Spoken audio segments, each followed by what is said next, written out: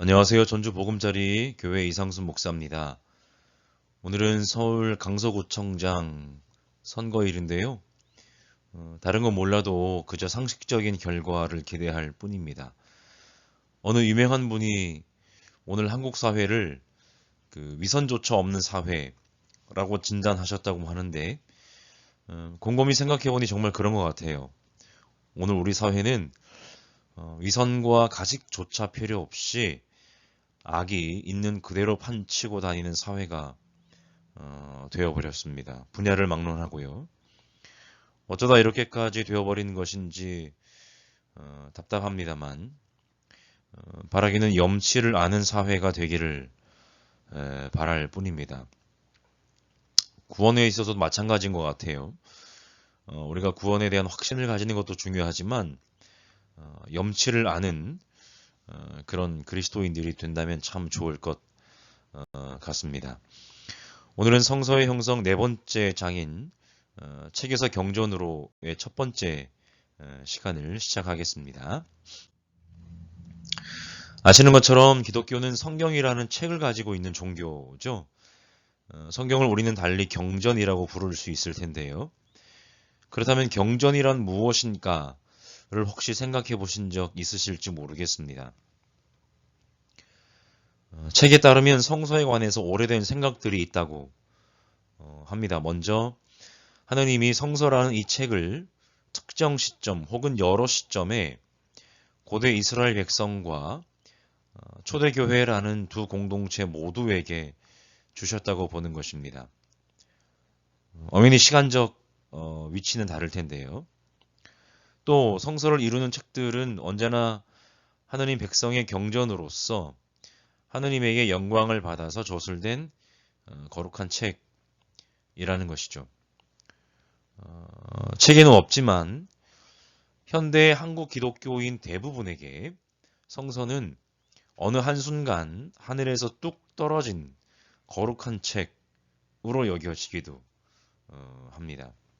그래서 아마도 본 영상의 내용들이 조금은 거슬리거나 혹은 거슬리지는 않더라도 쉽게 받아들여지지는 않으실 수도 있다고 생각을 합니다. 물론 조회수는 상당히 적긴 하지만요.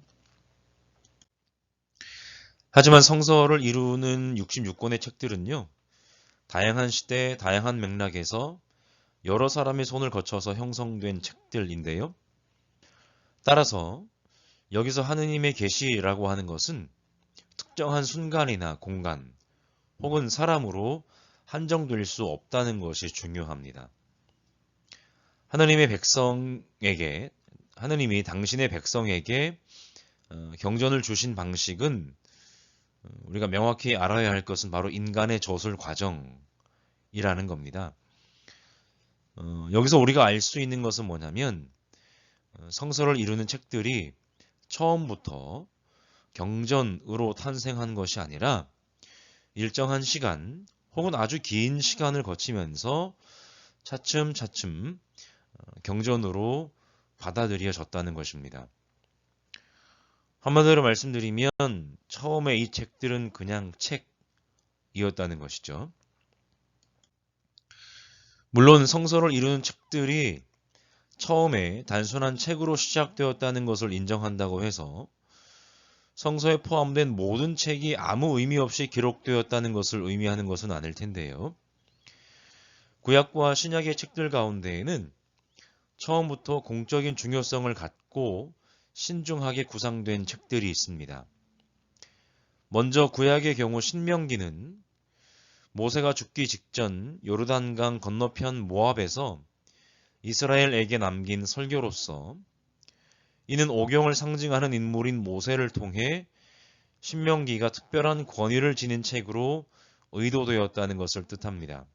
즉, 이 책 신명기는 자신이 경전임을 의식하고 있었다라는 것이죠.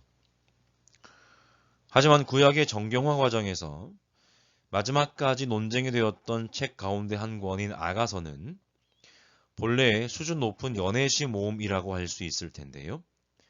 나중에 가서야 이 시에 등장하는 연인들을 바로 하느님과 이스라엘의 우위적 표상으로 간주해 경전으로 편입되었다고 하고, 잠언서는 대부분 어떤 인간 교사의 현명한 가르침이라고 스스로 말하는데, 이것을 성스러운 계시로 대하는 재해석의 결과로 정경에 편입되었다라고 할 수 있습니다.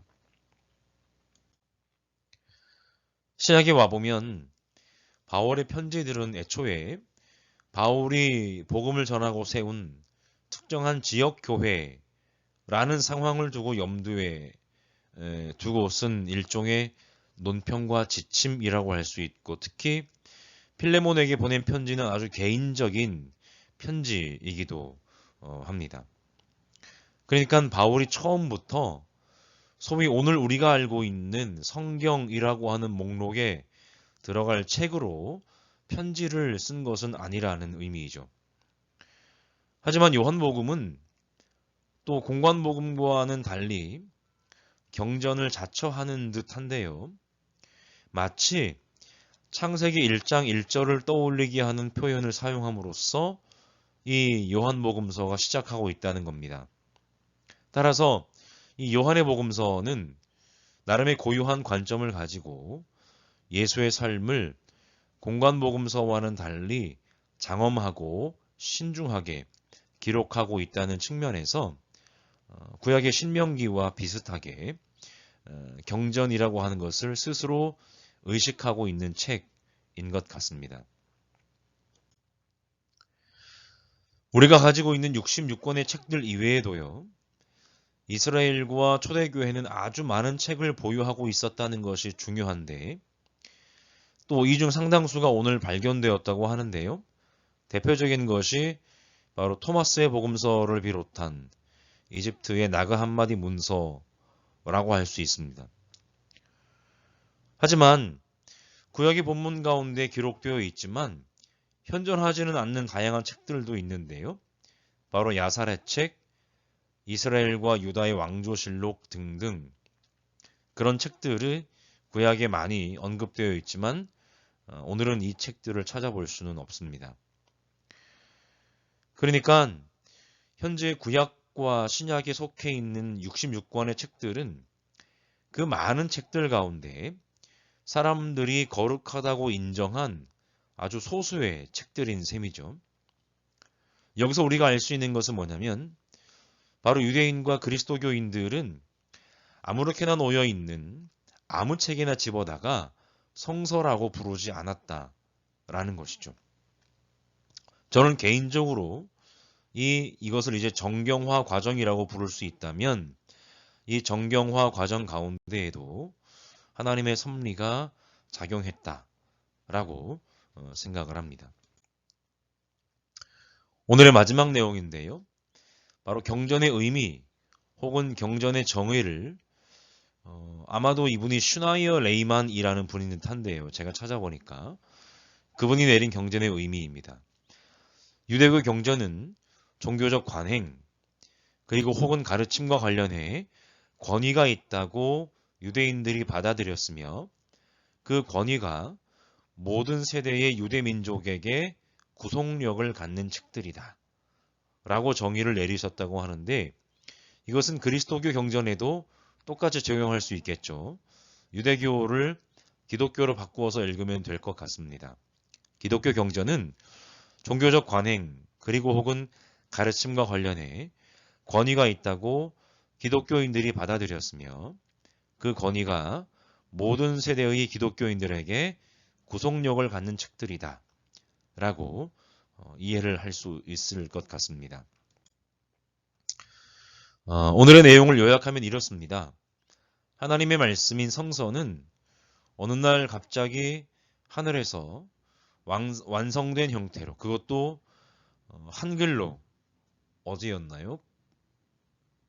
그제였나요? 예, 한글날이었는데 한글로 기록된 형태로 떨어진 책이 아니라 상당한 기간에 걸쳐 여러 사람에 의해 기록된 책들, 그것이 일련의 정경화 과정을 통해서 형성되었고, 특별히 한국의 기독교인들에게 우리가 가지고 있는 성경이라고 하는 것은 뭐 가깝게는 중국어 성경으로부터 번역된 책도 있고 또 최근에는 소위 성경의 원어라고 하죠.